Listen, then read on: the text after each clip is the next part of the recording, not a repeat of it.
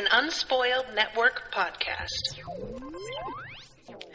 This is Spoil Me, covering One Piece, episodes 235 and 236. In these episodes, Usopp has a bit of a mental break and decides he has had it, and he is leaving the Straw Hats. And to help me talk about this is Trish. Welcome to Spoil Me.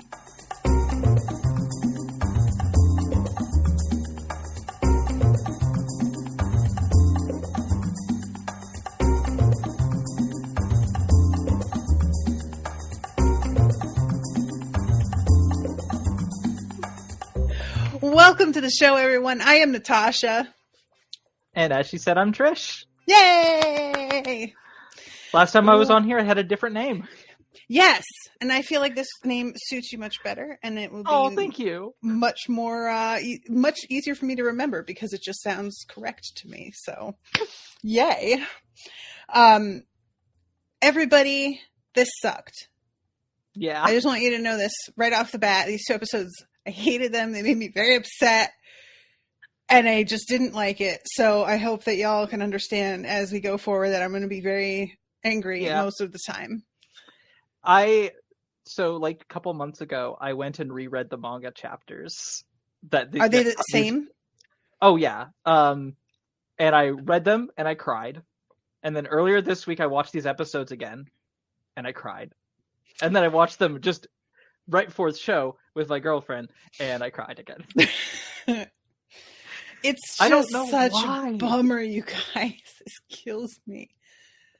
But I love it. I mean, I think we talked about last time I was here. Usopp's one of my favorite characters, and so I feel like this is a landmark Usopp storyline. Yeah, and I can understand that. Like, you all know, all I have said from the start is not being a superpowered amongst superpowereds has got to suck, and it feels like he has got. It took longer for him to get to this point, really, than it would have for me, for example. And it's just sort of a surprise that like Nami has not run into this feeling ever. Nami's just like, no, yeah, you guys fight. I have no interest. Thanks. I mean, I think the difference is Nami's a lot more self-confident. And there is Usopp that. Isn't. Yeah. Okay. Let's start at the beginning of these two episodes. Because Usopp got his ass absolutely handed to him. In the last episodes. He was laid out, and we have seen him get laid out before, but there was just something about the way it happened this time that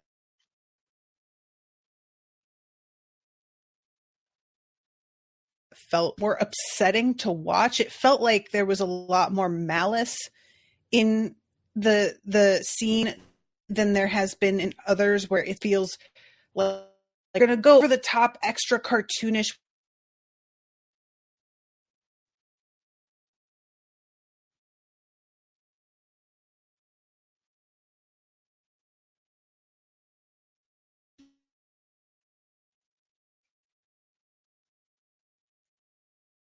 With the chosen.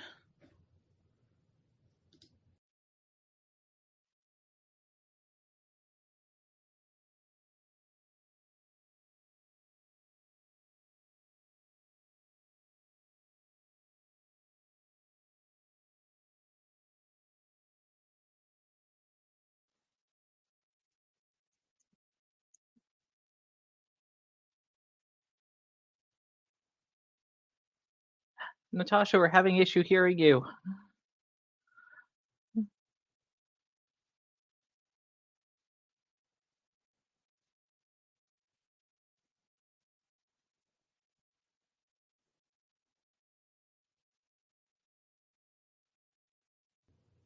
Oh. Hi, back. You're back now. I'm sorry, guys. I don't know what happened. All of a sudden, I got the beach ball thing, and it just, nothing would move or do anything. Sorry, everybody. I'm going to not bounce in and out of the other tab that has the show playing. Okay. So just FYI, guys, normally I'll kind of quote things directly as I'm watching them, but I'm not going to do that because it seemed like going over to the Netflix tab is when everything started to die on me. Okay.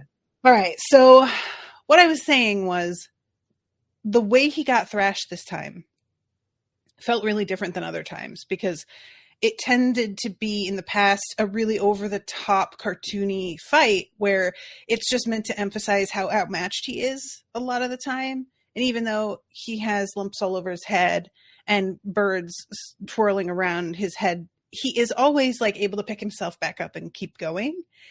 And this crew felt really mean-spirited about it. And it felt a lot more like real, like just a guy getting beat up by other regular dudes. Mm-hmm. It was awful. So we pick up with him like barely having recovered from that. And he is not really recovered in any other sense. I mean, he's barely recovered physically either. Let's be honest. He's in bad shape. It's not good. Chopper has done what he can. Bless Chopper. He is just constantly throughout both of these episodes singing Why Can't We Be Friends? Mm-hmm. And really frustrated with everything. I think the individual reactions to everything that happens from all the different members of the crew is really interesting and it's kind of an insightful way of getting a peek into their personalities in some ways. Mm-hmm, mm-hmm. Agree. Yeah, so Usopp wakes up, immediately says how ashamed he is, how sorry he is, and literally throws himself on Zoro, crying. Yeah. Which is the wrong person to throw yourself on. Right? What are you doing, dude? That man is an emotional brick wall. On. Yeah, no shit. If I was going to throw myself on somebody crying, Chopper. Yeah, Chopper's the answer. Mm-hmm. And he's like sharing how worried he is about getting the Mary fixed because he thinks that maybe losing this money means they're not going to be able to have these repairs done. Mm-hmm. And Luffy tells him, we're getting a new ship. And there's this real long, drawn out, like, and it's dead like space. It's an awkward moment because Luffy's trying to do it in he's decided to break the news as like, oh yeah, so we just decided not to do it. We're just gonna get a new ship. Like it feels like he's trying to break it to him gently, and it's like maybe the worst possible way you could have tried to break that news. Yeah, I feel like he's attempting to do the it's not about the money, we're doing this other thing. And we know as viewers, it isn't about the money. No amount of money can fix it. And so that's not, but he doesn't approach it that way. So what Usopp thinks is that Luffy is trying to save his feelings because it is about the money. Yeah. And he just doesn't want Usopp to feel bad. So he's like couched it in this fake thing. And so Usopp is simultaneously upset and like insulted. Yeah. And then there is the whole aspect of, obviously, Usopp is sort of transposing himself onto the Mary. He is, and the Mary and him have a lot of parallels. They joined the crew at the same time. Mm-hmm. The Mary was made by a commission of his childhood best friend. Mm-hmm. And they're both the underdog, normal, like as those scrappers. You've said that part of the reason the Mary doesn't stick out to you or doesn't really have that emotional connection for you is it is just kind of a plain ship. It has the figurehead, it has the tree, but otherwise it's a pretty standard ship. There's nothing that unique or special about it. And I think on some level that is kind of the point. It is just a normal ship that has gone through all of this wild stuff and is still here, but it's broken from all those things. And Usopp is a regular dude from a middle of nowhere island who also has gone through all these things. And a lot of he's had a lot of stuff building up from all of that, because this isn't just about this. It is kind of like you said earlier. It's a long time coming of his growing feelings of like, I just don't belong with these people. Like, what am I doing here? Yeah. Yeah. So he basically, the argument between him and Luffy escalates so badly because both of them are really bad communicators, first of all. Secondly, every time anybody tries to step in and explain, they both say, you stay out of this. And I'm like, they really shouldn't, though, because y'all are not good at it. So somebody needs to come in here.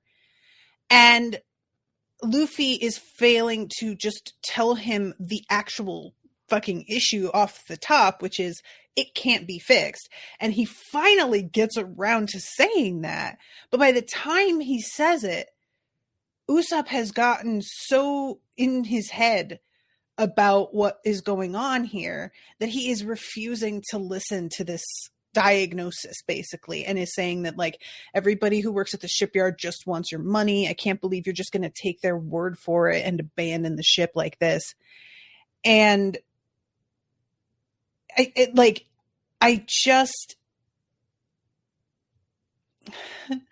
what I wanted was for them to bring Usopp to the shipyard and have Square Nose come out and explain to him and maybe tour the ship with Usopp again and point things out and be like, here's what's going on.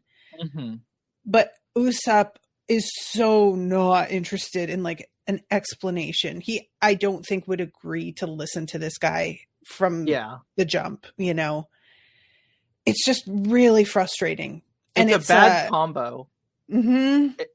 That Usopp doesn't want to hear this, and Luffy just isn't good at explaining his decisions to other people. He's an extremely stubborn person. I do think it is interesting that this is something we've seen from him before, but this is a big case of, like, Luffy will struggle over a decision sometimes, but once he's made it, he has made it. He is not going back to reconsider that decision. Mm-hmm. It's done. And so I think that's part of the reason he took this decision is because he was already, well, there's nothing Usopp can say that will change my mind. Yeah. So I should just try to make this seem like a good thing. Because Luffy's kind of an idiot. I think he also just like doesn't understand Usopp's relationship to the ship. Yeah. Because Luffy doesn't have anything like this. He is himself a curiosity. Yeah. Self-contained. So he doesn't have a thing that is sort of like a symbol for him. I mean, he has a straw hat, but that's not, doesn't have the same personification to it. And it's not something that's at the whim of anybody else. That's just his. So I think he just doesn't really understand the way that what he's saying to Usopp is like personal to Usopp. He thinks, I'm the captain, so it's just as hard for me. Mm-hmm. And I understand him thinking that's true, but, you know, just... Yeah. Everybody has their different things that they sort of cling to. And Usopp is always the one that has been, like, putting in the work to repair the Mary and everything. Yeah, which means more personal investment from him. And when it is said, like, oh, yeah, no, it's broken to the point where it can't be fixed, that has to make him feel like, oh, so I screwed up. Like, that's my fault that it's this way. And especially when Luffy just flat out tells him, you're not a shipwright. Yeah. Because he's kind of been acting as one. And it's like, you're not trained for that. You don't have those skills. You've been doing patch-up jobs. But you have to listen to, like, people with experience. Actual experts. Yeah. Yeah. And he says something about how if we had a shipwright on board, this wouldn't have happened to begin with, which is just, I know what he is saying. This is the kind of thing I would do, honestly. Mm-hmm. Like, Luffy is just trying to tell him facts and is doing so in what he thinks is just the most direct way. And it is landing on somebody who is in a very heightened state in the worst context, and they are Yeah. just filtering that through layers of I'm not good enough and all the reasons that I've known the whole time I'm not good enough. So it just lands like another criticism of Usopp, which I really feel for Luffy on this one, because I just do this. I just try and be like, no, here's what's going on. You don't know how to do this, so we have to listen to this person. And you know, the person who's already blaming themselves for other stuff just hears it in a way I did not mean, but like, I get it, you know, once I stop and like somebody says to me, that was kind of tactless. What the fuck? I'm like, oh, it was my bad. I think part of the reason I really enjoyed this episode so much is it does, like, that frustration you talk about is just like, it feels like it is an argument that, like, comparing it to, say, sometimes there's an argument in media and you're just like, this isn't how people talk. This isn't how people will try to communicate. The problem is that this is how people communicate. It's just how people communicate badly. It's when people's personalities bounce off in really negative ways and it exacerbates the argument. And there's so many points of the argument that feel too real. Like the moment of Luffy hitting the point of just saying, well, if you think I'm such a bad captain, then why don't you just get off? And he gets stopped from saying it. But it's like, Luffy, what the hell were you saying? Yeah. This was one of those conversations where I initially was prepared to just be annoyed that they weren't getting to the point because it took so long for Luffy to just say it can't be fixed. But when he does, the reaction that Usopp has made me go, oh, it's not the kind of conversation where if you just actually said a thing, because that, you know, that trope, if you just fucking worded it this way and explained it this way, it would be fine and they would get it. But you're writing the scene so that they remain in this like misunderstanding. And it's really like lazy and annoying. And I thought for a second that's what we were going to get. And then once Usopp continued to freak out and said something like, if you don't need to marry, if you're just willing to throw it away because it means so little to you, then I guess I'll take off too. I was like, oh, okay, I see what's going on here, because I wasn't getting it for a second. Like, why is he taking this so personally? And then once I put that together with what he's just been through and the way he already feels, I was like, yeah, all right, okay. I don't even know what to like. What do you say to somebody who believes this? Because it comes down to Usopp just straight up going, I bet you only invited me onto the ship out of pity. Yeah. This is the worst. And it is such a thing. So many of us have these moments of just like, my friends don't really like me. My friends feel bad for me. And they just like don't want to like not talk to me because they're like, they feel bad, but they don't like me. That's one of the reasons Usopp's one of my favorite characters, why this argument hits so hard for me, is I fall into that sometimes. Usopp hides it well, but he is a character that struggles a lot with self-esteem.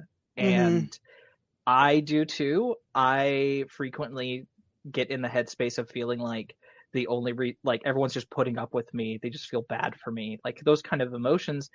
And I mean, the thing I've heard that has actually been one of the only things that's really helped is like, wow, if you say that, you realize that you're making your friends sound like really bad people. And it's like, well, no, I'm not saying they're bad people. It's just that I'm so bad. And it's like, yeah, but like, you're being a jerk to your friends if you're saying that. It's like, well, that's not what I meant, but you make a good point.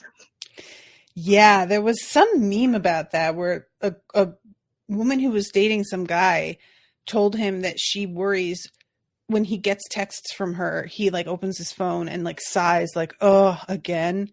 And he basically was like, that's really mean that you think of me that way. And she was like, wait, it's what? No, mean to me is fine. I'm not mean to you. And he's like, no, that's very mean to me. I don't want to be thought of as being that kind of person. And I was like, oh, yeah, really turn that around on us, huh? But I like that in this argument. I think Chopper's reactions are pretty obvious that he is very much, why is mom and dad fighting? Like And also, you're still sick. Get back in bed. Yeah. Like, Chopper, that's just a losing battle, man. So just let it go. And Zoro is just being pretty much like he's at one point he tries to de-escalate, so I'd be like, hey, you guys should calm down. But otherwise, he's just stoically standing there. But Nami is so broken up about this, and I think that's not what you would usually expect from her. I don't think, which is what it makes it more interesting, seeing that like she does really care about them more than she sometimes shows. And Sanji too. The fact that he kicks Luffy to stop him from saying that. There was something about that moment, and just him like staring at the two of them like, yeah, I kicked you. What are you going to do? Nothing, you idiots. Yeah. And he says like, you're about to say something that you can't take back. And I was like, honestly, the way that Sanji has lived, I could see him knowing that in a way that like Luffy doesn't, we've never seen Luffy get in this kind of fight. Yeah. I think that kind of exposes, it doesn't show up super often, but one of the aspects of Sanji I really like is that he, in some ways, he feels like one of the most emotionally competent members of the crew in senses of that kind of thing, of interpersonal, like, hey, you need to not say shit like that, because that does fuck it up. Like, he has more real life experience for those kind of things than a lot of members of the crew do.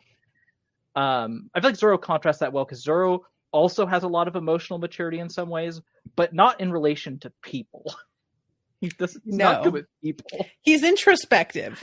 Yes. But, not in a way that's helpful in communication. Yeah. But that moment of he tried, and Luffy apologizes. Which Luffy doesn't apologize very often, because he's the kind of person who doesn't think he ever has to. But he does, and he recognizes like, oh wow, that was too far. I didn't mean that. But it doesn't matter. Yeah, it's too late at this point. Like, Usopp is so sure that he's dead weight, and that like even if they didn't just pity him from the start, which he definitely believes, but even if that weren't the case, I think he believes they would have taken him on thinking he was going to be more like useful than he has turned out to be, and maybe they regret it now, something like this. And it's just, honestly, especially considering the growth that we've seen where Usopp has become, despite being a giant scaredy cat, he is still like often a voice of reason in the midst of all of these superpowers about to do something like asinine just because they fucking can, because they're not used to having to approach problems like people. And it's just like, I get why that's hard to quantify, but it is still useful and a skill that matters. And he just doesn't see the value in that, because, I mean, look, people beat him up and stole 200 million berries. I am not recovering from that if I'm Usopp. Like, I'm just going to say it. You could tell me anything you want about how it's not my fault or we can get by anyway.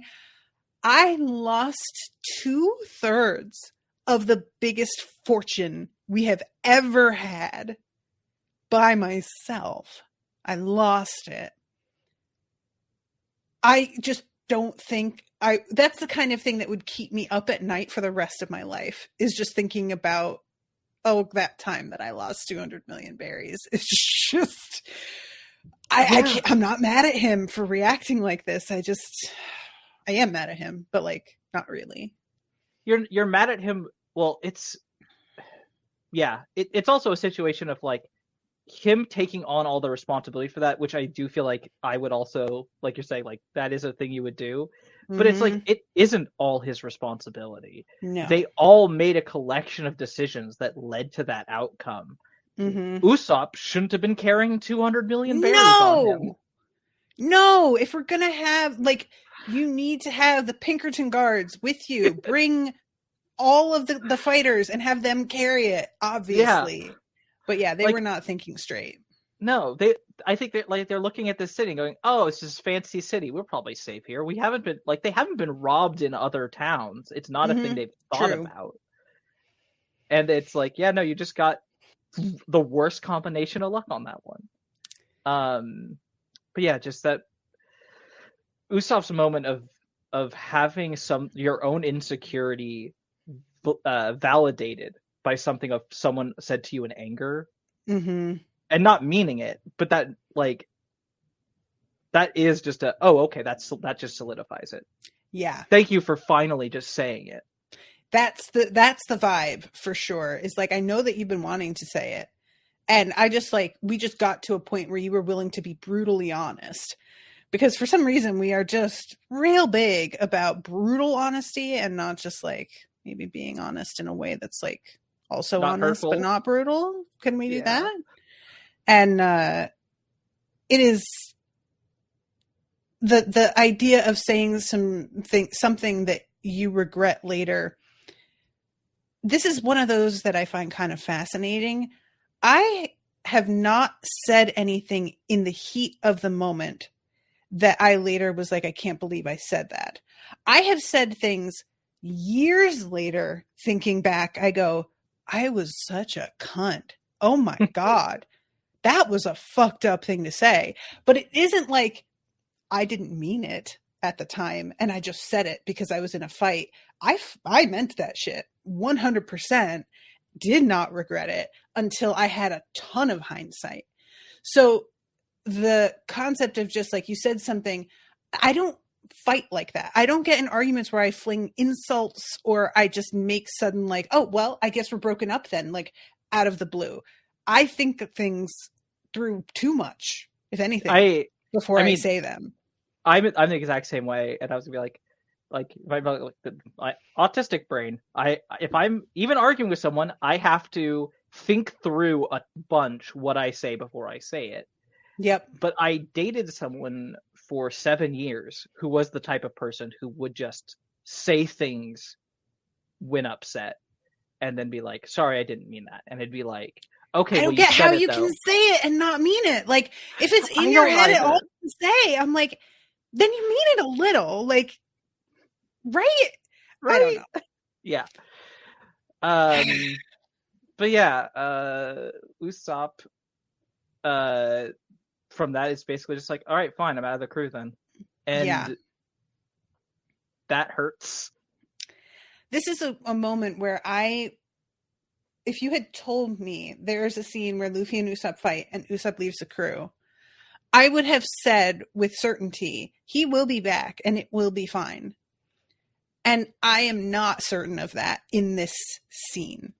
This feels really different. And I said that about the episodes before this as well, where his friends come to like save him and are thinking back through all the times they've had with him, the nature of how he's being beaten up and how like genuinely moving it was to me when they come in and like just take everybody out. We have seen a lot of I'm going to save my friend fights that didn't have the energy this last one did. And so this like breakup, for lack of a better way to put it, I mean, it kind of has feels very real. It kind of has that energy because Luffy and Usopp, I don't know if I'd call them like best friends, but they have a very they're buds. Friendship.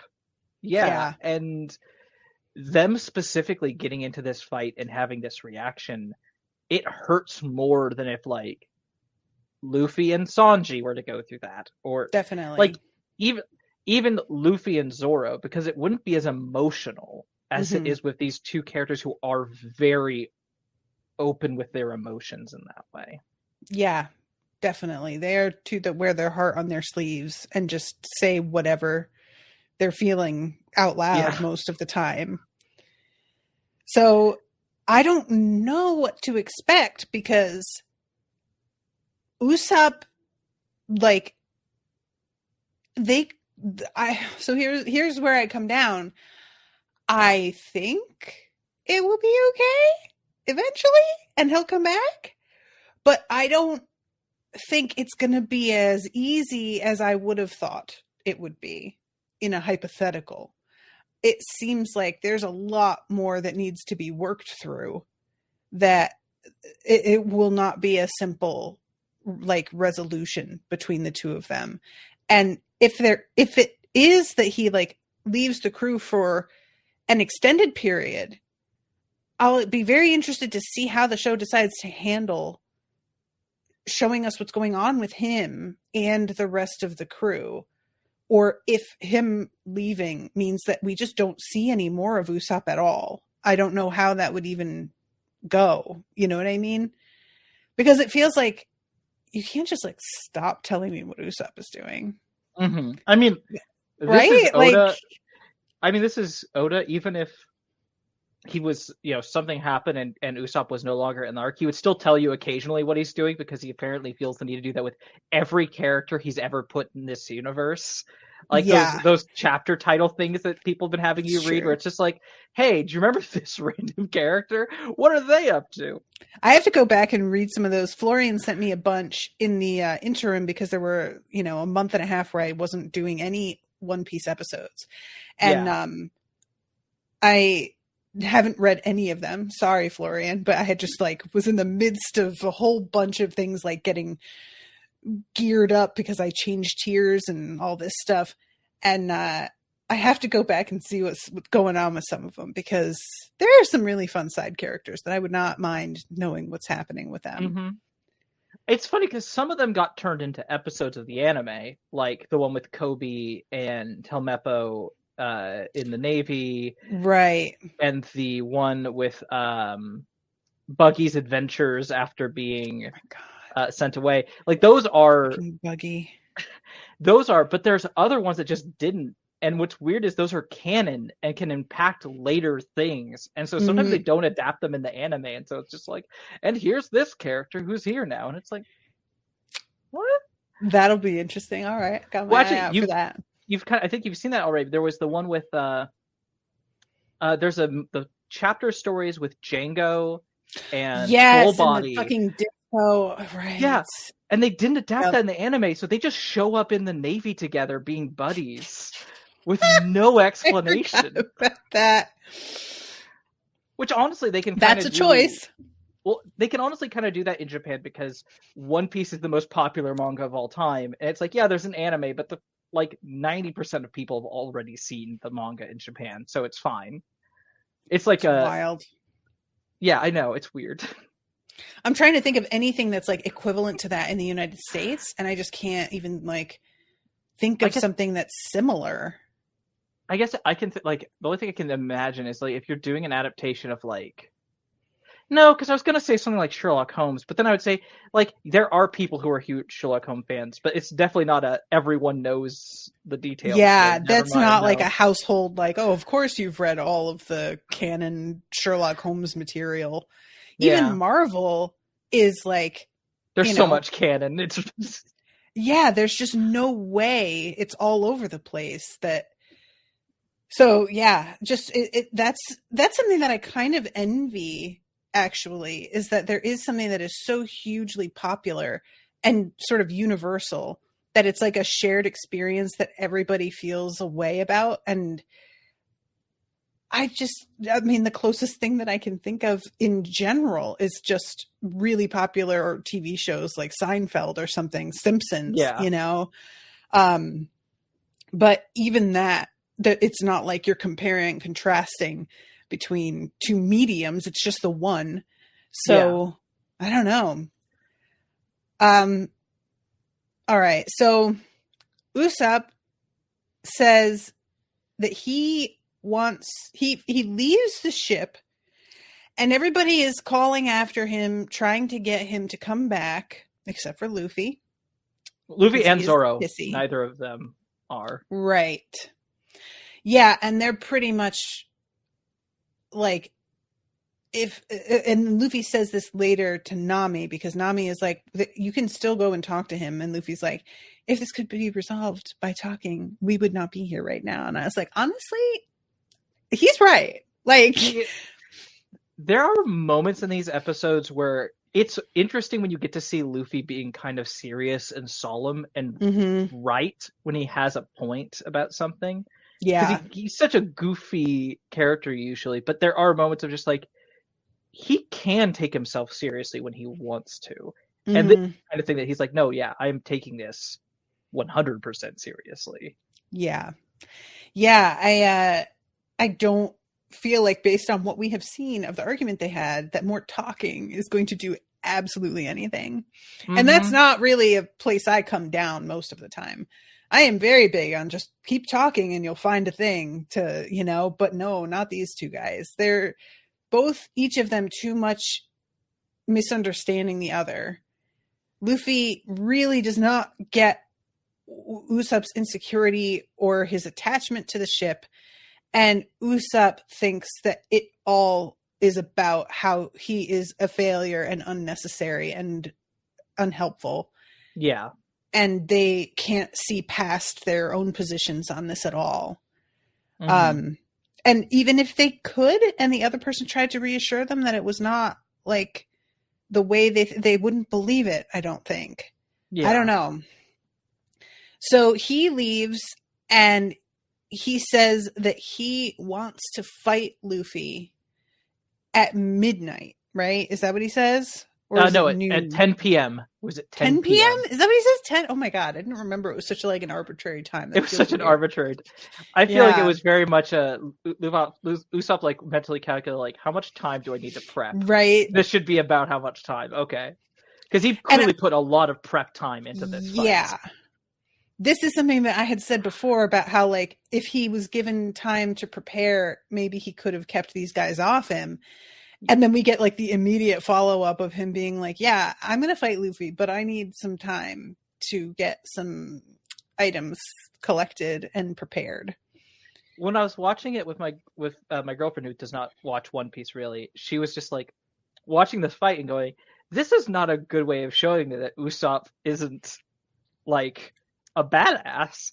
And yeah, well, because if you give him prep time and if he knows his opponent, he is a badass. Mm-hmm. But he is otherwise a completely unremarkable person who can get mugged in an alley by a group of thugs. Yeah.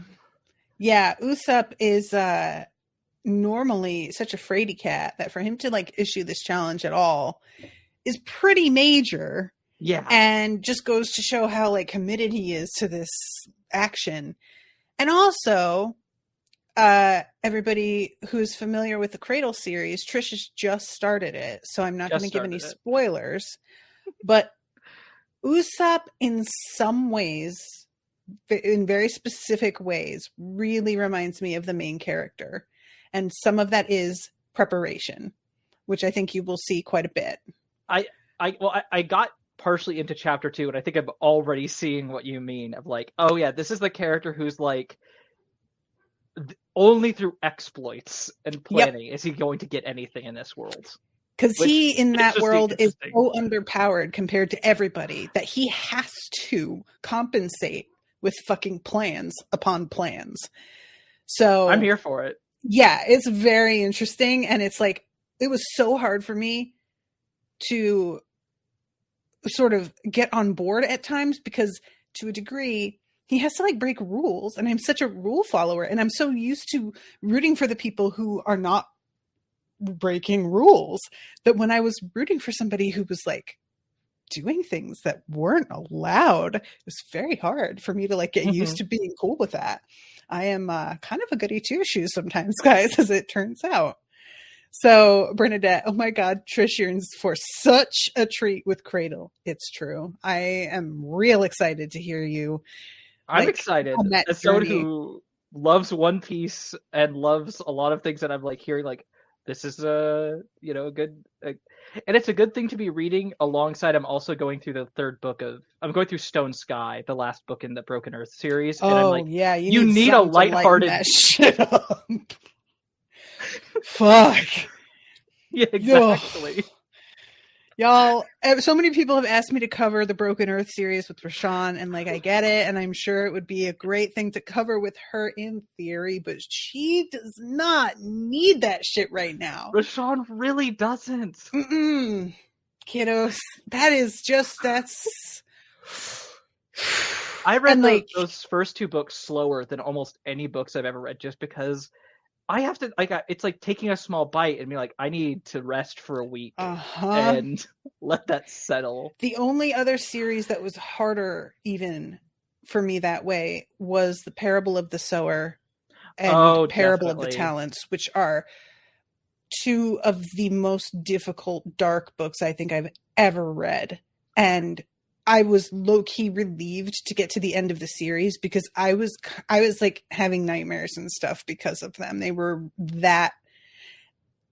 upsetting in a way that felt so close to the surface. Yeah. That it was getting in my head, man. Good. I have not read those yet. I have read a different Octavia Butler book. I've read Kindred, which I read that for a class, and I was like, this is so hard to read. Trauma, the novels. I mean, Kindred is literally about a modern or a 1970s Black woman being time traveled back to like 1830s time.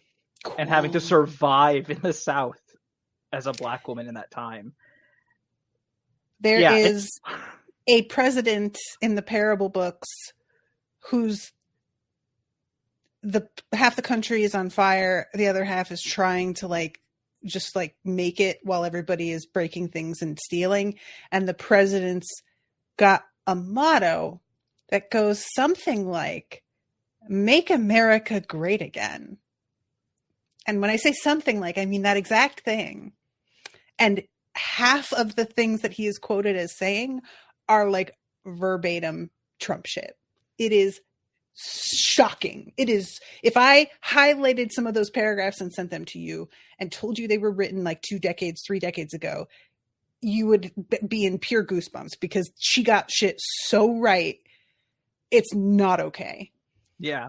I believe anyway. Octavia Butler is fantastic. But back on topic. Yes, sorry. They're fighting over the ship, which Luffy doesn't even really want to do, but he's been challenged and he feels the need to accept it.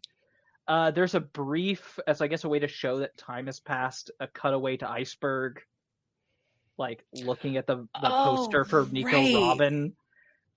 And just being like, that even happened. That was a weird. It's such a bit. nothing. Yeah, it's such a nothing of him just being like, straw hats. Yeah, I forgot about that. And his what is her name? Oh god, Khalifa. I think I don't because I always think it's Wiz Khalifa because of the rapper name, and so but her name is Khalifa. Yeah, their relationship is so strange. I don't know what to make of them sometimes. Yeah, I like. But yes, okay as a character, but I want to know what the fuck's going on with Nico Robin. She's missing all of this, and part of me feels like a little bit like, look, Nico Robin, I understand that you're a part of the crew, but honestly, in my heart, you're not really. I'm going to be perfectly straight with you. That isn't how I see you. And this is crew shit. So really, you shouldn't be around for it. This feels too much like personal dirty laundry. I don't need you involved. We get a small scene of Nami. It starts with just Nami, Sanji, and Zoro, where Sanji is arguing with Zoro, trying to blame him for it, which that feels very understandable, regardless of the fact they always bicker. Just you feel like you have to blame someone for what just happened. Yeah. And Zoro is kind of easy to blame in that regard. And Nami comes in and is just kind of like you said, just Usopp's gone. We don't know where Robin is. Yeah. Everything is we have to get rid of the Mary. Everything's shit's falling apart. Yeah. And yes, Florian is mentioning Chopper coming back from Usopp broke my heart. Oh, that was so I agree. Rude. It was so rude. I agree. I'm not going to defend my boy on that one. Usopp, you can leave the Straw Hats if you want to. Don't you dare treat Chopper this way. Chopper is a cinnamon roll who had nothing to do with any of this and helped you live because you were gonna die. Chopper's a cinnamon roll with abandonment issues. Do not be like, oh, I'm not your friend anymore. That was the worst possible thing to do. It was a bad look. It was a really bad look. You can separate yourself from the group, but you don't need to get personal like we're just not friends anymore because of it, because that is a whole other level of everything.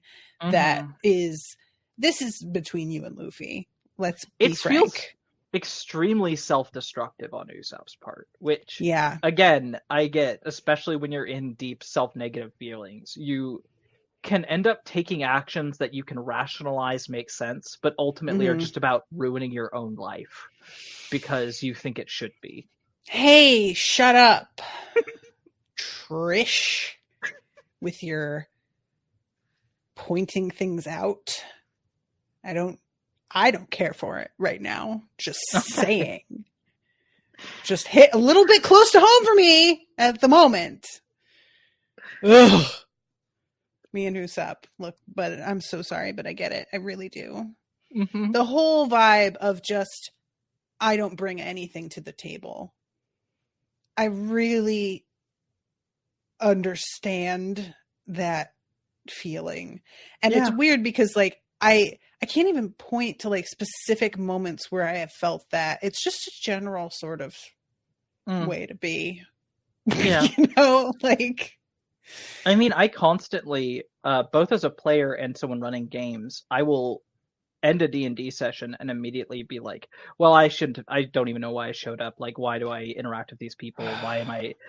And people will be like, what are you talking about? You were amazing. You did great. And I'm like, but I didn't though. Okay, why you're are you just saying that? that because you're trying to be nice to me, and like you just trying to be nice is evidence that you really are sweet, but you just feel sorry for me. And I would rather if you just told me that I suck, because I'm much more prepared to believe that. Thank you.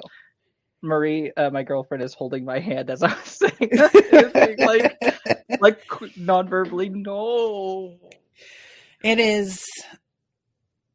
Okay, so so the fight. We have the fight, which, I love this fight. It's one of my favorite fights in One Piece because it's not what you expect. It is a Home Alone fight.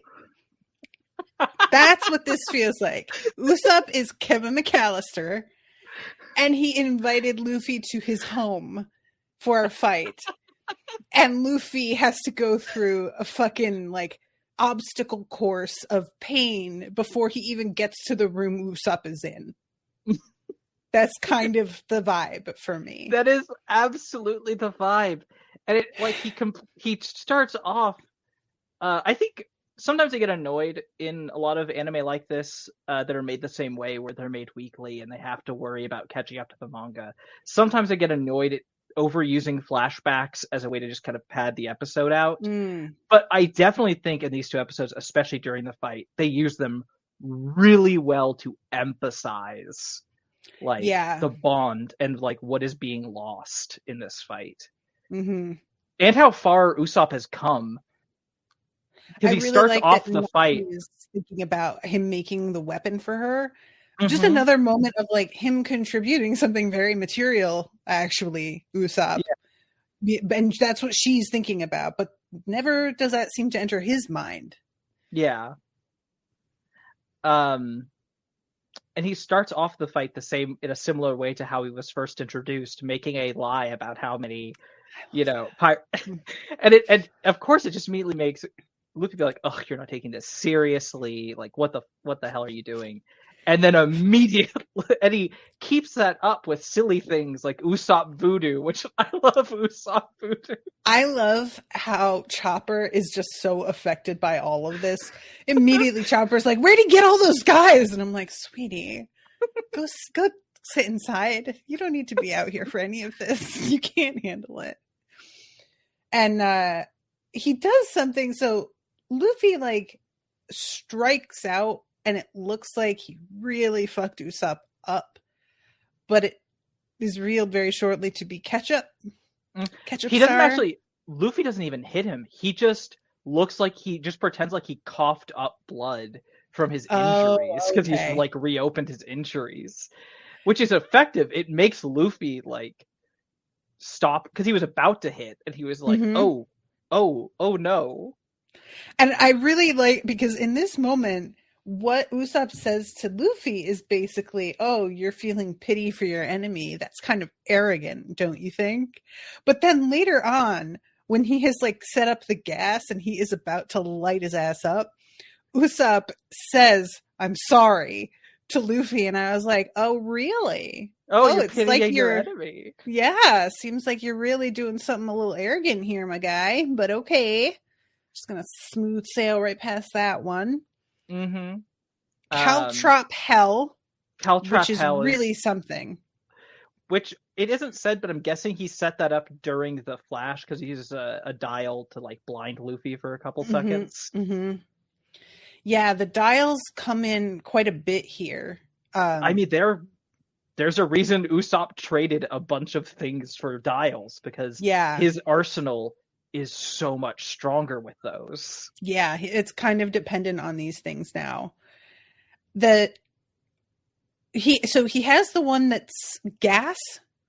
That's the one that releases the gas, right? There's a dial for that. Yeah, breath dials, if I remember correctly, absorb, because like all dials, they absorb something and then they release it later. Mm-hmm. And so a breath dial, you can fill it with any type of gas and then set it to release it later. So he filled it with some kind of, I'm guessing some kind of explosive gas that has a certain smell to it, which is why he used the rotten eggs early on so that Luffy would not notice the smell. Smart. Smart. He's a very And then he person. has the impact one and he collects Luffy's own punch in it and then shoots it back at him. Which, again, very good. If you don't have the kind of punch that you know is necessary, collects the punch from the man who does. But makes sense. Then what you run into the issue there is it's you get the impact, you get the recoil of whatever you did, and that really messes Usopp up because, like, you know, even in good health, that would be a problem. But he is not in the shape to be taking that kind of hit at the moment at all, which we see because the one time Luffy manages to land a hit, it's game over. Like that one hit lays Usopp out so completely. So Usopp's whole like strategy of just basically keep him busy and away from me and wear him down, it's the right way to handle Luffy. Like, it just isn't enough. Well, yeah, just because Luffy has a lot of endurance and a lot of stamina, and trying to play a slowing, wear him down strategy with Luffy, it's just not a winning battle. That's not going to work.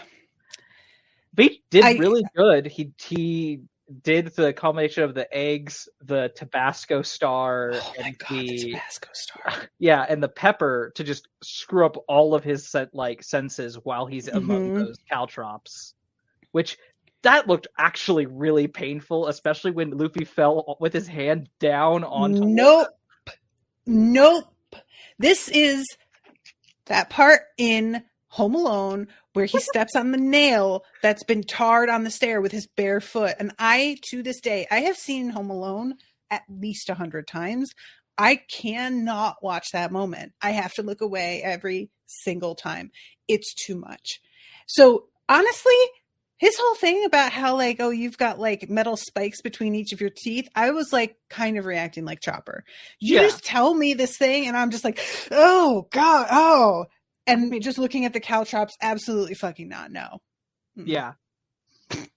And then he uses, I think it was after the caltrops, he starts using the combination of like an exploding star, series of exploding stars. Oh, no, that's the breath dial next. Actually, no, it was the breath dial next with the ignition, which, wow, that was a big explosion. That explosion, yeah.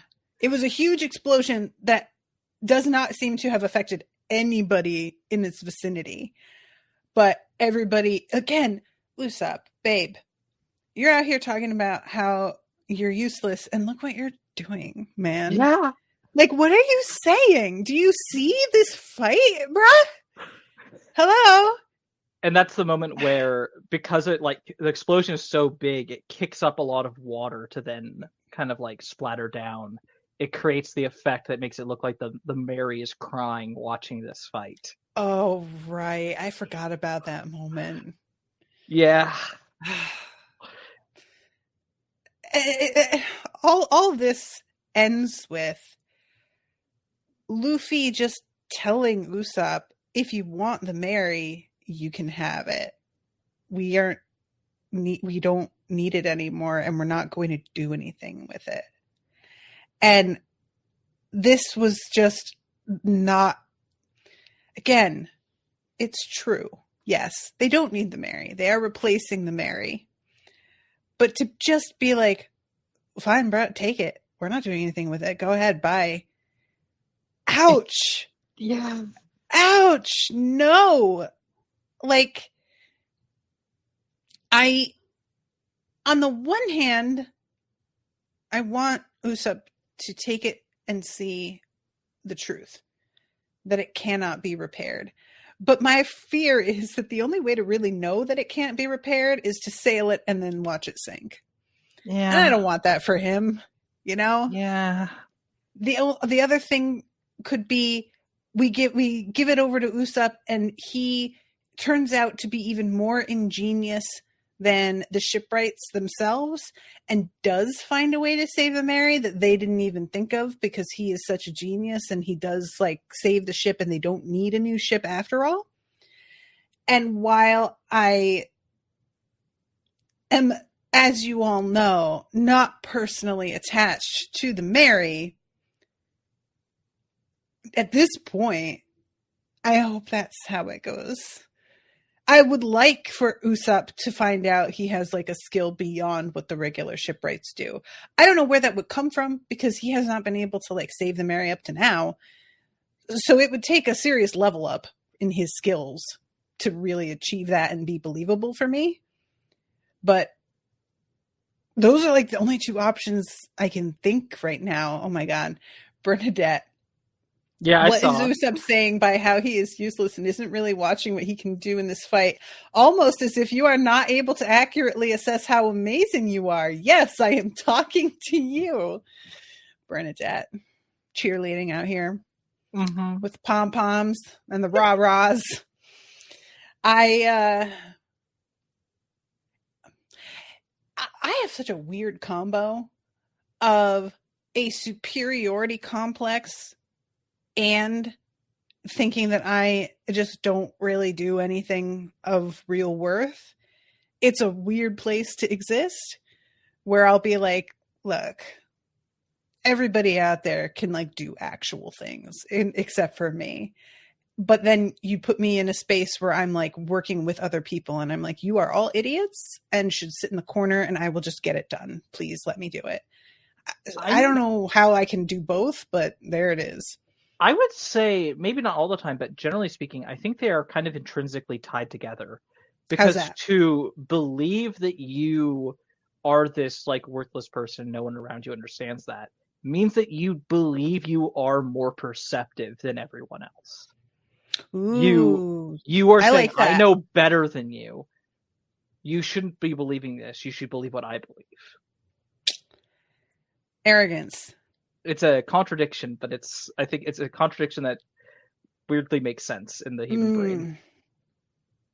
Yeah, all right. Well, cool, Trish. I thought I made it very clear that I didn't want any more of that kind of talk. But if you're just going to go ahead and do it again, I will have to cut it out of the episode in post so nobody can hear it. Y'all, this is so... Yeah. Where do we go? The next episode, what happens when we open... I kind of want to play like the first 5 minutes when I'm sitting here with you, but I'm not going to do it because I just like froze the screen trying to go over to Netflix earlier. So I don't want to mess with that again. So I do think the one thing we haven't really talked about from the episode is post-fight, after Luffy is like, yeah, you could just take the ship, whatever. Chopper wants to go give Usopp medical attention again, and they're trying to be like, but he's already, feeling awful. If you take pity on him, it's going to make it worse. Which I'm on Chopper's side. He still needs medical attention. Yeah. And he ends up like, they try to stop him, and he's basically like, no, I'm still going to go do it. And he does. Mm-hmm. But he doesn't give him the medical attention. He just compromises by leaving medical things there for Usopp, which I don't know if that's hopefully he'll be able to treat his own wounds with that, I guess. Yeah, I'm not sure that like leaving things is like really better than just treating him yourself. It feels like if you're gonna do that, you may as well take the extra step and actually treat. The only thing I could imagine is maybe Chopper's worried that Usopp's gonna be like, no, stop it, and like swat him away, which he doesn't that way. He's had too much of that in his life already. That rejection, he can't take it. Yeah. But there's also too, it's like the rules of cartoons in general, a lot of the time, is leave it long enough and they'll just self-heal. Yeah. And unless it's like a disease or something that is very persistent that we need a specific medicine for, I believe in what Chopper is saying, that he needs medical attention, but I also am like, let the game reset. He'll be all right. Yeah. I mean, One Piece does generally work on the rule. Occasionally when it doesn't, but generally speaking, does seem to run on that rule. Just like, just get some food, get some sleep, you'll be fine. And exactly. Like, do you remember that time that Sanji was like fighting a fish man and was pulled underwater so hard it screwed up his internal organs, and then it was like fine within a couple episodes? I forgot about that. Oh my god, that was a wild. Yeah. Remember how Luffy's neck was so long and his head was just chilling on the fucking shoreline? That's yeah, I definitely did. This show is so weird. It is. That's what it has a very it's fun because it has a stretchiness to what can be possible. Like, stretchiness literally, but like it's kind of Looney Tunes logic. It uses kind of Looney Tunes logic, but at the same time, it's more like this is a fantasy universe where Looney Tunes logic is just how physics works. Right. Because definitely. at times it is like, no, there are rules here. There are physics here. They're just silly ones. 100%. It's a very fun kind of thing for Oda to create. Like, no. If you dig into this all makes sense. It's just goofy. Yeah. Yeah. It's like, people somehow being 200 feet off the ground and fighting in midair. But then Luffy sees a guy who seems like he can fly and is impressed. And I'm like, Luffy, I've seen you kind of fly like 50 times. So Luffy, I don't know. Luffy's extremely easy to impress. He's always being impressed by That's true. That's true, which is charming. I think he was impressed by Foxy. Oh my god. He really was kind of, wasn't he? Where is Foxy? That old guy. That was my favorite. I fucking loved that whole thing. Let's go back to that. I don't like this part. I mean, the Foxy arc is fun. I definitely prefer it in the manga where it's just the initial, like, the first two games. Disagree. I could have watched a lot more of that. I do enjoy. I don't remember if anyone pointed this out to you, but the big inspiration both for Foxy and that whole kind of arc was Laugh Olympics and Wacky Races. That was where, like, that was the inspiration, what I understand, from Oda. And that what Foxy, is Laugh Olympics? It's another old Hanna-Barbera silly kind of thing. And Foxy himself is at least partially kind of based on Dick Dastardly from those old. Know him. Dick Dastardly's an old Hanna-Barbera cartoon character from Wacky Races. His whole thing was he was this dude who's always going to cheat. Nice. Like he would always stop to cheat, but he frequently could have won if he wasn't too busy cheating. And he had a dog. I love it. And he had a dog named Muttley that was like, and that he has that one like henchman who's like constantly laughing at his boss all the time, which is just like, yeah, it's okay. Got you. classic cartoon reference that Oda threw in because he wanted it to. And as Florian's saying in the chat, Oda wanted something more lighthearted, so he put the Foxy arc before this one, which that was needed. Mm-hmm. And then we also have the moment of like after he's with his back turned to Usopp, once Luffy's almost at the ship, he does start just kind of breaking down and crying. Yeah. And is just like, this is too hard. I can't do this. And Zoro has to be like, you're our captain. You have to. Mm-hmm. If we can't look to you to be confident in moments like this, then why are you the captain? And I've been asking that question, frankly. So I get what you mean. I feel like and I could be wrong here, from what I understand of kind of like situations like this, it's like the captain isn't necessarily the one in charge of like all the logistics of a ship. That's like the quartermaster or something. The captain is like, who is the big goal person? And he is the one who's like, hey, we're gonna go get this legendary treasure, and we're gonna go, like, he does make the big decisions, even if some of his big decisions are very stupid. But he also like loses track of them immediately because they agree that they're gonna head here, but then he keeps talking about the food island and it's like, yay, we're going there, and everybody's like, we're not though, sir, we're headed the other place, remember? I think that like I am willing to accept him as captain simply because he's the one who just decided that he was going to gather a crew, and he is the one who made them all come together because nobody else was doing this, you know. But you guys also know. I mean, he just eats all the food and puts them all at risk all the time, and I have a hard time with it. I just do. Yeah, I mean, maybe having a 15-year-old as the captain of the ship was not a great idea. Yeah, I feel like, but at least most of the time, they're all smart enough to let Nami make, you know, like handle things and be like, look, I love you, dude. And yeah, you're the captain. Let Nami take the lead on this because she actually knows. Mm-hmm. So I'll give that. Oh, Luffy's 19? For some reason, I remember him being 15. Okay. I never remember how old everybody is. You guys told me each character's age like a ways back now.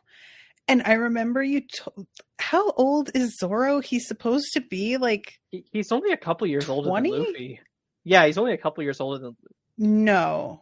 Wait. Gus, are you saying Luffy is 17? Or Zoro is 17? No, I think he's saying Luffy is 17, Zoro is 19. That was it, yeah. Ah, okay. I think... And like Sanji is like 18 or so. Yeah, okay. Nami is like 17, 18-ish. Yeah. They're all they're all in that range except Robin, who's like a couple years older. Like she's like early 20s or mid 20s. Robin feels like she's 45. I know, Robin she has that energy. She is done with this, and she finds these children very amusing in their way. 28. And she lets them get up to their thing. She's 28. She just does. I do not know what to do with her as a character. I don't know what to do. That's at least partially purposeful. That she is a character that we haven't got. We've gotten to spend one arc with her, really, like one full arc. Skypiea, and now we had and then we had a little bit with the Foxy arc, and now it's like, after so little time with her, we're getting all these, the questions about her are being brought to the forefront. I've been trying to sort of think through what could possibly be happening with her right now. Mm-hmm. I haven't got a fucking idea in my head about it.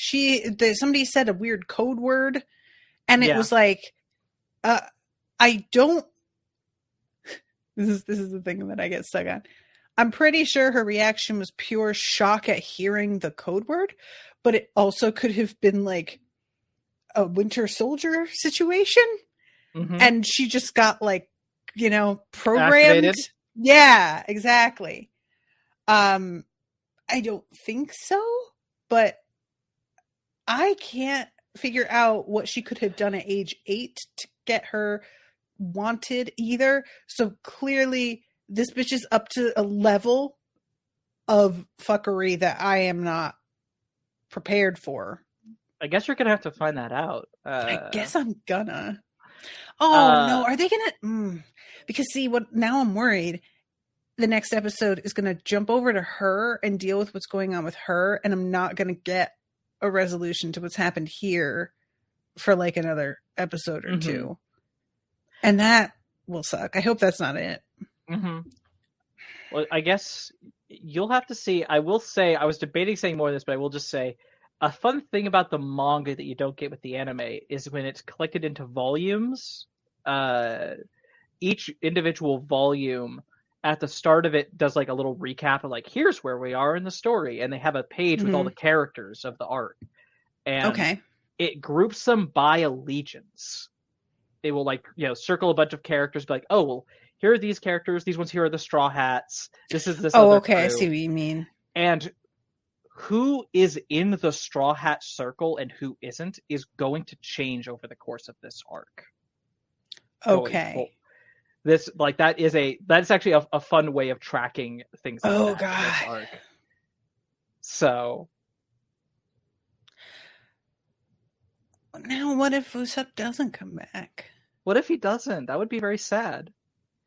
I mean, what I could say I feel actually would work for him is becoming an apprentice shipwright. Like, he is very good at creating things, and he is an inventor. And the shipwrights are like, that's essentially, they're engineers, and he is too. So I feel like he could do a lot with them if they like took him on. But I don't know. I don't feel like the crew. Oh man, I don't know. I was going to say I don't feel like the crew is going to manage super well without him. But I think they probably would be okay without him. And I feel really bad saying that because it's like low key that's not the same thing as him not being worth anything though. Yeah. Like he's acting as if he just doesn't bring anything to the table, and he does. It's just that I think what he has brought to the table, they would be able to figure out a way around it. You know what I mean? Like, yeah. I don't know. Who would have repaired the Mary all those times though? Like, I don't. Oh, that's I can't still a think question. Of anybody. You don't. Yeah. Yeah. There's also the question of who repaired it that one time when there was no one at the ship. Yeah. That is a question still left up in the air. There is some weird, like, long-term things that have been set up what feels like literal years ago at this point. Oh, 100%. There are things in chapter 1 of One Piece that don't get paid off until like twice as far into the show from where you are. So, what is the dude who shows up with Smoker and has a green fog in that? Fog. Was it green fog? There is like some figure that I don't feel like we ever find out who it actually is that shows up on the island. Yes, in Logetown. Yes. Right before they got to... his name was Dragon. We don't know anything about him at this point in the story. Okay. Except that it seems like Smoker seems to think he saved Luffy, like intervened to save Luffy's life when he was about to be killed by Buggy. But how did that happen? What did he do? We don't know yet. He's a mysterious man, though. Also, from the chat, Gus is bringing up the word said to Robin was CP9. And that was the phrase said to her.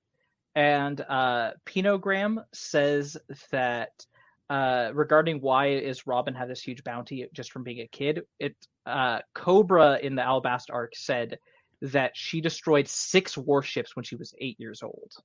That I don't remember that. Which one was Cobra? That's the king. Oh my god! Vivi's right. dad. Right. I King forgot Cobra. His name was Cobra. Too much. That's why I erased it from my brain. It was too much. She destroyed 6 warships when she was 8. How in the hell? I am inclined to think that is like that was accidental, and she is just being treated like a wanted criminal, even though she's not really, like, that there was just a big misunderstanding. However, I don't actually believe that's true because of the reaction that she had to Nappy guy. What was his name? Oh my God, I'm realizing how that sounds. Aokiji. I meant Nappy because he takes naps a lot. It was not a reference to the racial coding that was happening. Apologies. What is his name again? Aokiji. The way that he brings up her history and her reaction to it does not feel like somebody who is frustrated because they are misunderstood. It feels like somebody who is like being faced with some shit that they really didn't really want to be dealing with right now. Yeah, and his specific thing he was saying about her was that she has a long history of joining organizations or groups, being a useful member of them, and then being the only member left when everything fell out. And pointing to Baroque Works as an example of that, because everyone else was arrested. And she, again, her response to that is something like, I'm not, before he freezes her. And I was sort of like interpreting that as her about to say, I'm like not that person anymore. But which, you know, indicates that she was doing some shit on purpose, that it was not a misunderstanding. But I'm not positive that's what she was going to say. I just sort of took it that way. It's purposefully unclear. It could also be like, I'm not responsible for those things, or I'm not responsible for what happens to other people, or like there's so many ways that she could have responded to that. As other people I think have pointed out in the chat on other episodes, there's also just the fact that it feels like Robin purposely has been keeping a sense of distance from the crew. She never refers to anyone by their actual name. She refers to them by, like, she calls them navigator and swordsman and captain. Yeah. Which, I mean, when you take that bit of her history into account, I almost have to wonder, is it just because that's easier for her? I was about to say, she just knows they're not going to be around for all that long, so what's the point of learning names? Am I right? Which is, that is cold-blooded. I kind of hope that's the reason why. She's just like, look, you're not even going to be alive that much longer, and I don't have the fucking hard drive available, so I'm sorry. Okay. We've got like around 10 minutes left. Yes. Is there anything else in this episode, or like anything else that you wanted to talk about that isn't in this episode in general? I'm trying to think. I mean, the only thing I can think of is really in a bit of contrast both to some members of the community around One Piece here with Unspoiled, also just with the larger One Piece community. I will say this is not one of my favorite arcs. These two episodes, love it. Like, one of my favorite moments in the series. The arc as a whole, I'm like, that's good. Okay. The sea, what is this? Ocean 7? What do they call this island? Water 7. Water 7, that's it. The Water 7 arc, because they're all named after the island on which they take place. Right.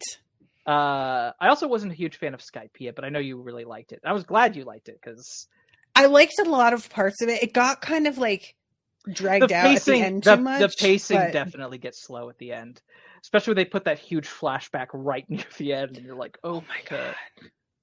Yeah, there were a couple moments that could have been cut very easily. Yeah. I do. I like the complete over the topness of some of the places that they wind up, and Skypiea was so absurd. They're like, everything's made of clouds, and they just fucking went for it in a way that felt like something I would come up with when I was 9 years old, and I can't not get on board with that. That is just delightful. Similarly with this place, that everything being like canals like Venice, but then there's also the fucking like water slide sort of shoot situation that they've got going on, and these like animals. What are these animals called again that they ride? I don't remember, and I can't keep it in my head. Chat will say in a minute. Yeah, somebody will tell us. but yeah, I really like these little guys. And if I've said this like before, and I'm kind sea of bulls.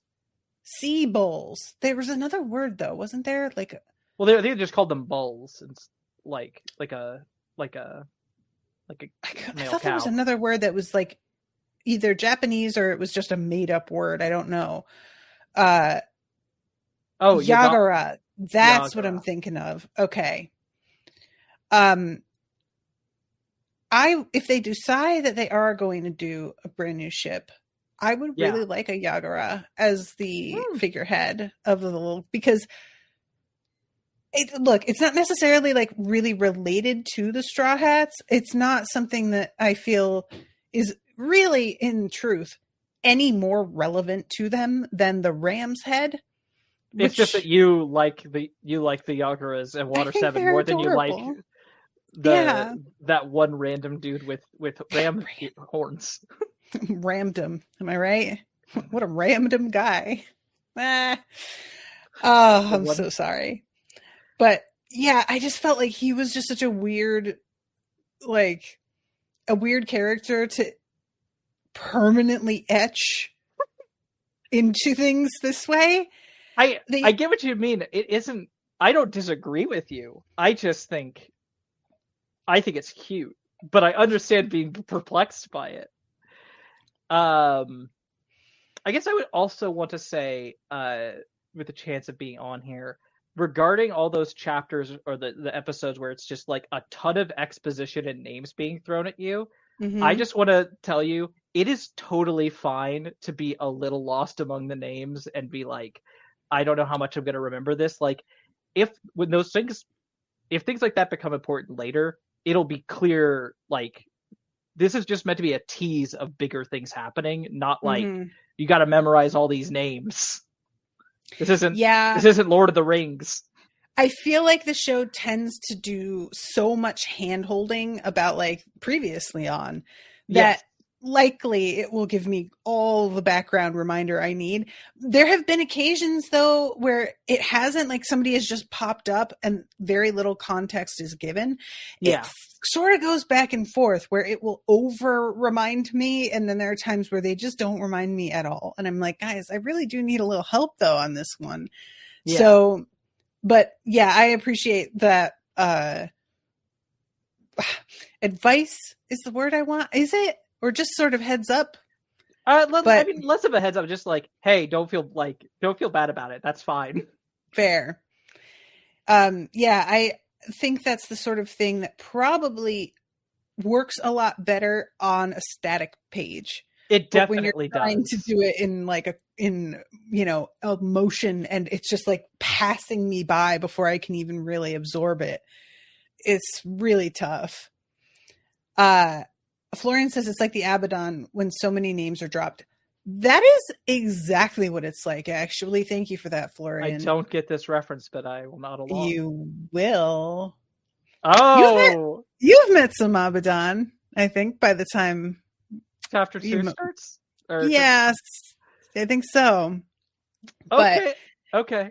The Abaddon, for me, in Cradle are like they're the most difficult part of the story in terms of he really drops you into shit like you know everyone already.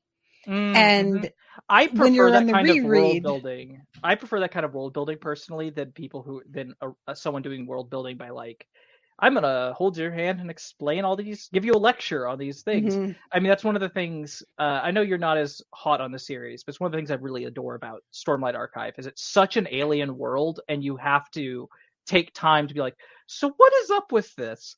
Yeah, what are these? Because there's just not a lot of things that are adjacent to our reality to immediately get, and he doesn't sit there and be like, let me explain this all to you. And I think that's more of interesting world building personally. But that's how he handles everything in Cradle, and I definitely prefer that in terms of figuring out the magical system. The Abaddon, though, are a separate thing that I feel like might be, if I were going to give him any advice, it would be help me out a little bit more on this, because it took a couple like books for me to feel like I had my feet under me at all regarding that. And a lot of it, I don't feel like I ever really got until I reread it. And then I was like, oh, that's from the thing. Oh, okay. Now I see. And it is the sort of thing that you can let wash over you. You don't need to know for it to work. It's just, once you do have it straight, it's very rewarding. Yeah. But you can read it without fully getting it. It's just the kind of thing that I find once I cover that series with Rashawn, I'm going to have to figure out how to navigate talking with her about that without just telling her stuff that she won't know yet, you know? Mm-hmm. So yeah, it sounds like a similar thing. Yeah. I mean, I would say that's the case in One Piece too, where it's stuff like, we're just going to throw this stuff at you. And later this will all be explained and make sense. But in the present, it's like, well, who are these people? It's like, they're important people. I don't know. They're people that matter. Just trust me on this. Trust me. At least when they say like, oh, this character is a warlord of the sea. It's like, okay, well, so was Crocodile and so is Hawkeye Mihawk. And we saw how badass they were. So if someone has the same job as them, they're probably adjacent in terms of being a badass. Right. Though honestly, just comparing those, I've always been like, okay, Crocodile and Mihawk. What Crocodile's like? They do not feel like they are on the same level. Crocodile's like an order of magnitude lower in strength than him. I can't help but wonder if Mihawk is just like, look, I know technically that we're at the same level, but please do not put us in the same sentence because I find it personally offensive. That is his attitude that he kind of exudes. He just has a "I'm not here for this" energy at all times. Exactly. Just very Mihawk. I find like so. I want to know more about him, but I'm like, also the fact that you don't know anything about him is kind of what I enjoy. And so I don't want to know more. Do you know what I'm saying? Yeah. Also the fact that Peter Graham just said his full name is Dracule Hawkeye's Mihawk. And he floats around in a coffin. His name is Dracule? His name is in the show? Dracule. Yes. Did you guys see that already? I don't remember that. Oh my God. His fucking coffin boat. Yeah. And there's like a green flame? Yeah. Is that right? There's like green candles. They're candles with green flames. That's what it is. The green candles. What is that? See? His aesthetic is so good. This is the kind of thing I'm saying. Like, there might be a story about those candles. Do I want to know it? I don't know. I kind of like not knowing and just being like, that guy has fucking green candles. And I don't need anything more to know. Don't fuck with him, probably. Yeah. Oh, yeah. We are getting close to time. Yeah. All right. Anything else before we wrap it up? I think that's it. Guys, I'm really sad about this. I really don't like any of what just happened. Mm-hmm. I don't know what to expect, truly. And I feel like this is a kind of refreshing place to be. Because even though this show does always surprise me, I won't pretend it doesn't. There are rhythms to the stories that feel like I'm confident it's going to go this certain way. Bernadette, no, please fuck with Mihawk. No. People are so... I feel like people have the same sort of energy for Mihawk that they do for Daemon Targaryen. And I get it, but also absolutely not. No, thank you. I have not seen it just because I'm a big fan of the books, and I was so done with Game of Thrones. I feel you. That I'm just like, I can't watch House of Dragon. I'm sorry. I just can't do it. I read Fire and Blood. I'm not watching this. I covered it because people voted for me to cover it. Yeah. And I probably would have eventually started watching it because it was talked about so many places that I would have felt like, all right, let me just see what they're talking about. But it is not something that I was psyched about the way some people were. But I will say, they've pulled it together at the second half of the season. The first half is rough. There's a lot of time jumps. There's a lot of weird pacing where things are real drawn out. And then all of a sudden they have 14 things happen in one episode. And I'm like, why did you do it this way? Mm-hmm. But I think they've gotten to a point now where they're like, all right, now we have a steady rhythm that we're going to do. But it looks like the second season isn't even dropping for like another 2 years. So who the fuck even knows?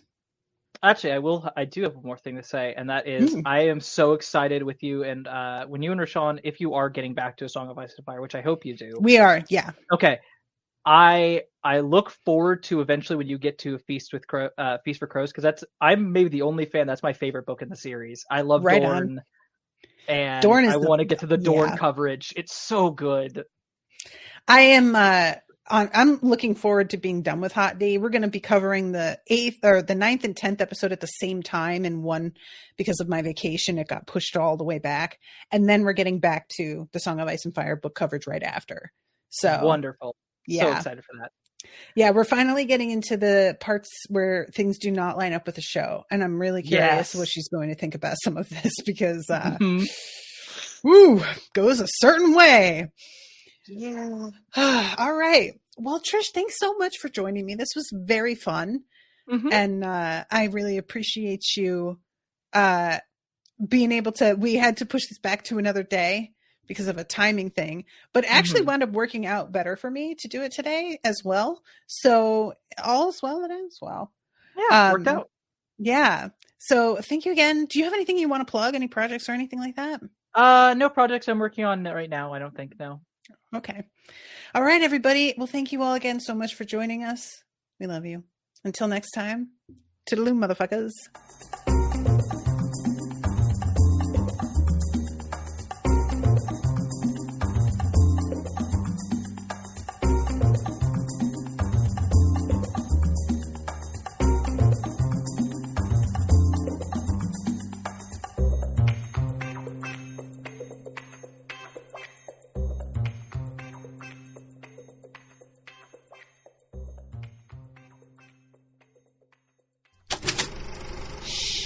That was an Unspoiled Network podcast.